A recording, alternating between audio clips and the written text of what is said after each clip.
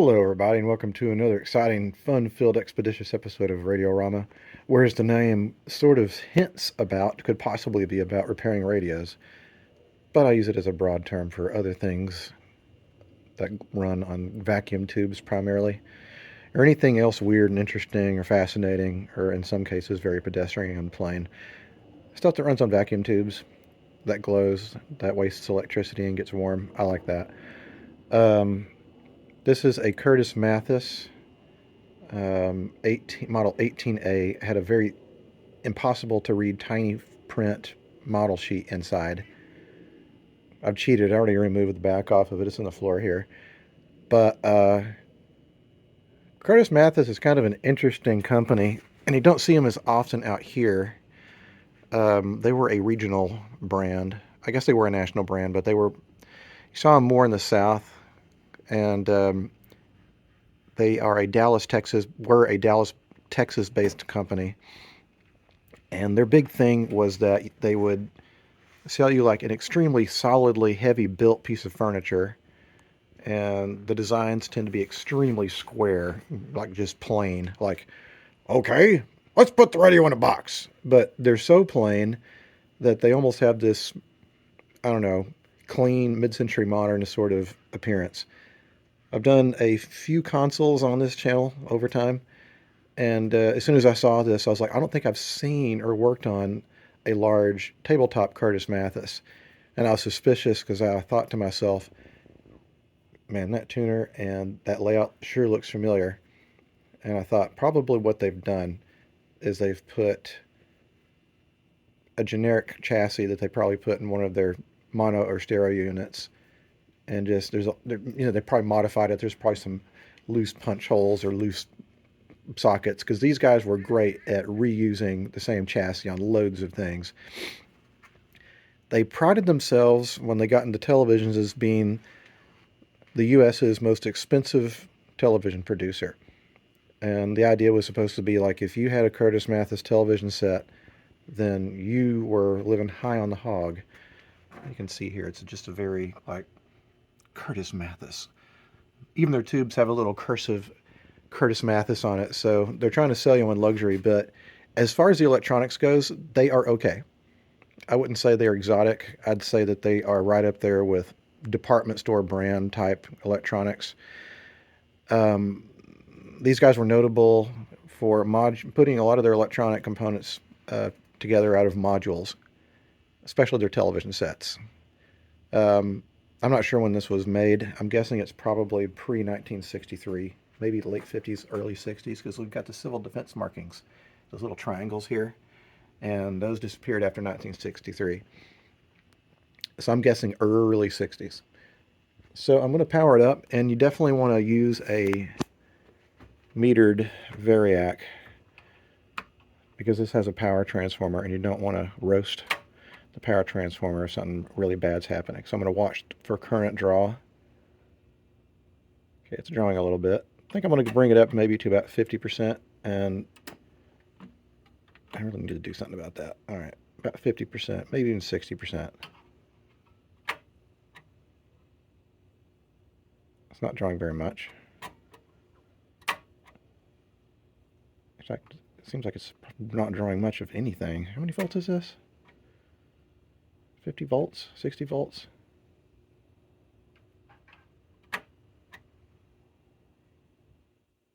Doesn't seem to be drawing very much at all.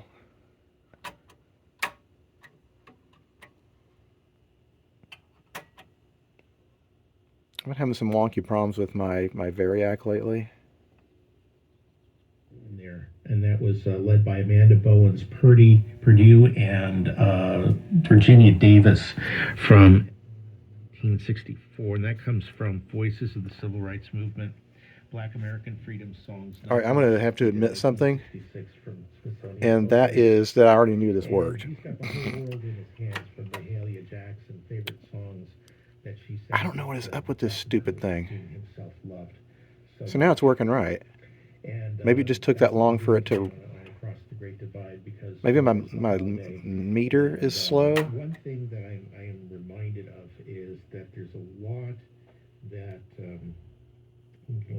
Yeah, I think the meter is slow. It's kind of a cool day out here in the garage. Okay, good. So we know it's working. If it had been something horrific happening, this would have probably pegged. That still concerns me that that's so slow. All right, let's go ahead and bring it up the rest of the way. Where she's inviting people to join her online. All right, now let's Maybe check as an current. alternative, maybe as a an exorcism or That's something okay. like that. So it's healthy. Spiritual way of Oakland, San Jose. not a major factor. Talk for your weekend. Start your Monday morning with the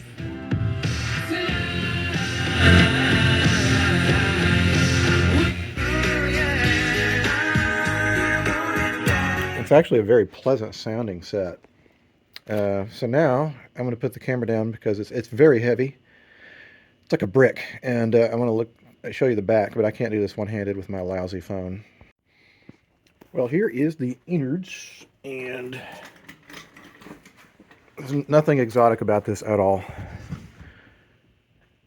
It's essentially a glorified, fancy, typical American radio chassis, like a spread-out Zenith chassis, maybe.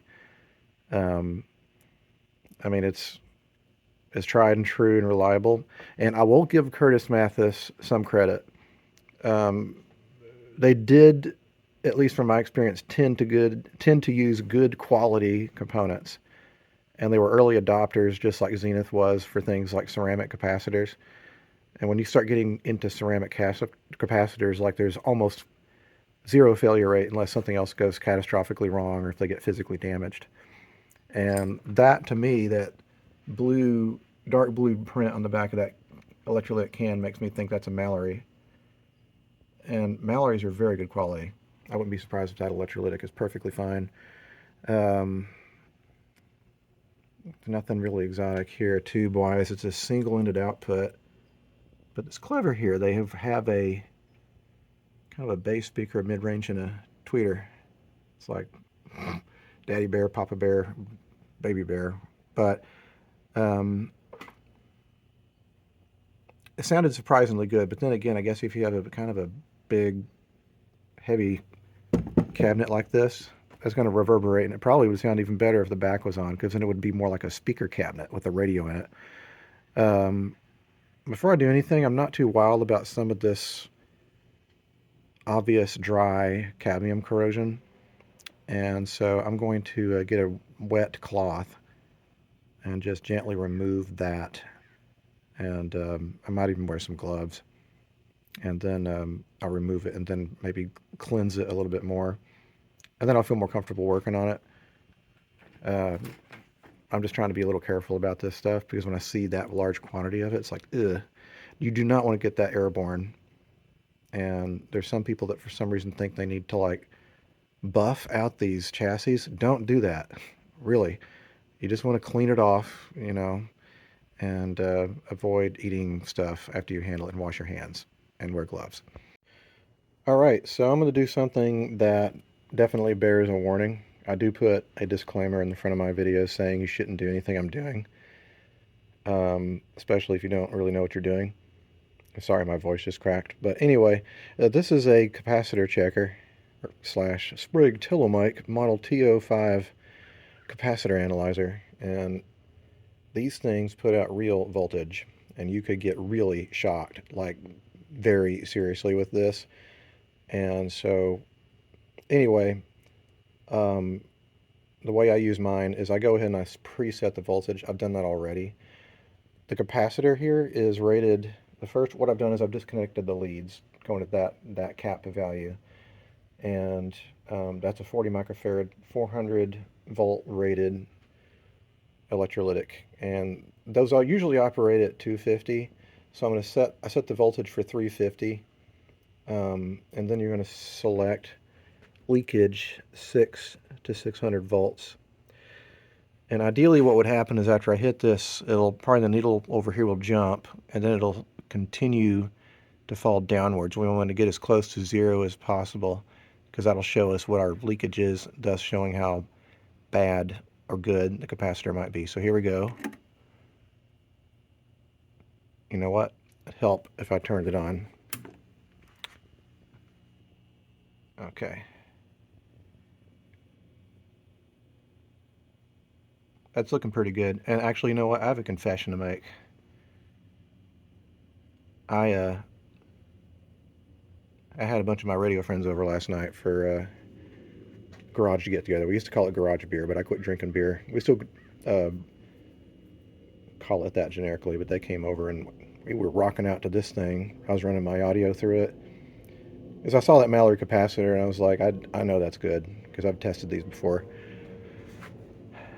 There's nothing wrong with that electrolytic. That is perfectly fine. Um, and that was one of the filter caps. And I think I'll check one of the others. I mean, you know, what the hell? Might as well just go ahead and check all of them while I'm in here. I'm going to replace that because I don't trust that, and that as well. And while I'm in here, I can also clean up these pots and contacts because they were a little bit scratchy. And oh yeah, and make sure when you're done using this thing that you discharge it. And the way you do that is you just release all of the buttons. Like pop out. There, that's disconnected. Just to be double safe, turn that off, and then you should be good. Anyway, like I said, don't use these things if you do not know what you're doing because they are dangerous, and so you just got to be very, very, very careful with it. So I think this is going to be fine. Not much to replace here. Alrighty, here's capacitor number 2, and again I have it preset to 400 volts, and so go ahead and turn this on. I'm going to set leakage to 600 volts, or 60 to 60 volts, 600 volts. And not surprised. Well, that one is a little bit less healthy. Still pretty healthy, but already it's already starting to dip. So what that's doing, you see how that needle's kind of hovering a little bit? That's the electrolytic reforming. And if you can reform the capacitor like this all the way down to almost zero like it already is, the capacitor is good. That means the oxide layers and everything have kind of redone their thing, and it's going to be a maximum efficiency capacitor. These Mallorys are excellent. I can tell just by looking at it, that construction, that print in this era, that era is very good. Mallory is still around, but I'm not sure if it's the same company or if they were bought. Someone who knows their history can let me know in the comments section. But that era, you don't have a problem with it. And you wouldn't know unless you had something like this. But again, like I can't stress this enough, you gotta be very careful with these things. Alright, here's the third and final high voltage electrolytic connected. And again, it's already preset to 350, 400 volts. And that one is also in very good condition. It's already sinking down. I've been letting these sit for a couple minutes each just to make sure they're good, nice and solidly reformed. The last one's a low voltage electrolytic, so make sure that you don't leave it on the high voltage setting, or you'll be very sad. You'll have a confetti capacitor. So anyway, that's looking really good. Saved me lots of time. I'm not stressing the components too much. Let me go ahead and shut that off. Discharge. Turn off. And if you want to make double sure, then you take your positive, short the chassis, and you're good. Well, all the capacitors I'm going to replace have been replaced in this thing. This is including an updated across the line cap. We want at least a X2Y1 or X2Y2. Basically, that is protection if there's essentially an explosion, where if you have a incoming power surge and it zaps that capacitor, it's not going to fuse it solid together. So that's what we update these to. And again, these capacitors are fine. I tested all of the leads off of that electrolytic can. Those are fine. I don't trust these electrolytics. I usually find they're bad. You can see it's kind of oozing on the end there. It's just not a good seal. It's a bad design. So that's been updated. So now what I'm going to do is clean all the volume pots and the tone controls and the switches and everything. And I'm starting to run out of cleaner, unfortunately. It wasn't too bad as far as what it sounded like yesterday, but I'm just going to clean these up anyway. I need to figure out how to make my own electronic cleaner because stuff's expensive. Even the WD-40 brand stuff's expensive. Oh, crap, I'm running out of it. Arrgh. Well, I guess I'm going to have to look around the garage to see if I have more cleaner laying around, but otherwise, that's what I need to do. Desperate times call for desperate measures. So I wound up just like punching a hole in the side of this and like dribbling it into this can. Uh-oh, now it's making a huge mess. Great. So I used a swab here to essentially like dribble it all over everything and work it in really well. The last thing I'm going to do to the chassis is run an audio cable through. I'll just use one of these holes and probably make that a little bit bigger and put a rubber grommet there, and I'll just feed it into this RCA connection directly. This has got a transformer, and you can do that because the transformer isolates you from the metal chassis. Hot chassis set, do not do that. You need to go through an isolation transformer first. But that's okay on this one. Again, I want to drill this hole just a little bit bigger. Whoop, easy there. And put the rubber grommet in so that can run the cable, which looks like one of these thingies. And I'll need to tie the right and left channels together through a pair of resistors, obviously. And then it'll be on to the cabinet. It's finally sunny out there. Weird winter weather in California where it can be cloudy till 2 o'clock in the afternoon sometimes in the winter. Alright, let me shut up and do that next. Alright, so I've cleaned up the cabinet once more, and I've also put a wax over it, basically just a beeswax. This was not meant to be a glossy finish, it was kind of supposed to look more natural. So I just cleaned it up a little bit and just freshened up the wax a little. There was kind of a little hole slash tear in this cone, and so I patched it up with a little Lexel glue. Likewise, there's a crack up here. The rest of the speakers look okay. I'm going to put the chassis back in. I'm going to listen to this tweeter. If the tweeter's out, then that means that non-polarized cap is bad, which is not a big deal. I can replace that. There was a little bit of a dent going on up here. I tried to massage it out a little bit, but there's a few creases in it, and I'm just like, I'm not a metalworking person, so there's just going to be a little bit of a boo-boo there. I don't think it'll matter that much. So let me stick it back together and give it a test before I bolt the chassis back in, and then if it's working, we can call it done. Alright, got it back together again. It seems like it's working okay, but the tweeter's not working. No difference.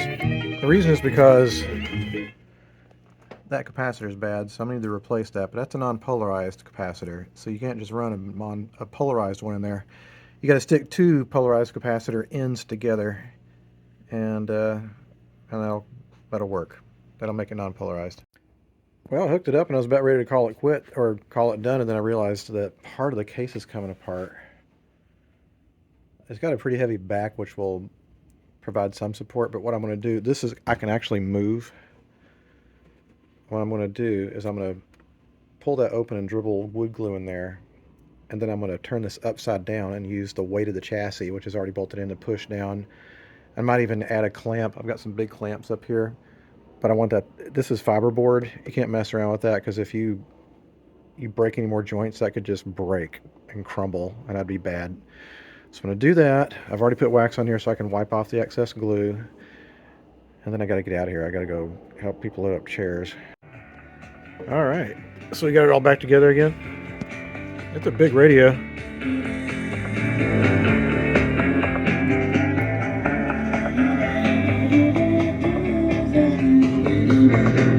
So here's something that's interesting. It's actually really good on FM, and it picks up a station that I'm simulcasting off of Bluetooth. There we go.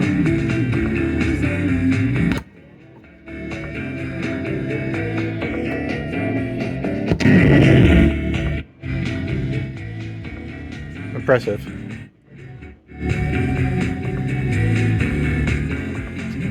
It's very hot on FM for sure. And of course, AM is wonderful.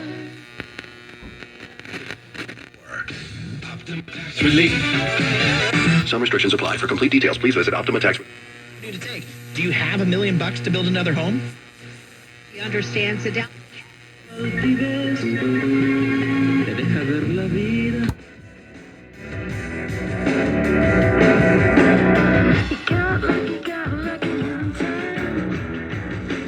All right, well, I guess this came along pretty nicely. That glue kind of it's now held it together, so it's all solid and everything. So it's a bit like a shit house, brick house, whatever. All right, everybody, thanks so much for watching. Until the next time one of these big radios comes across my workbench, will be very soon. I'll see you guys later. Bye-bye.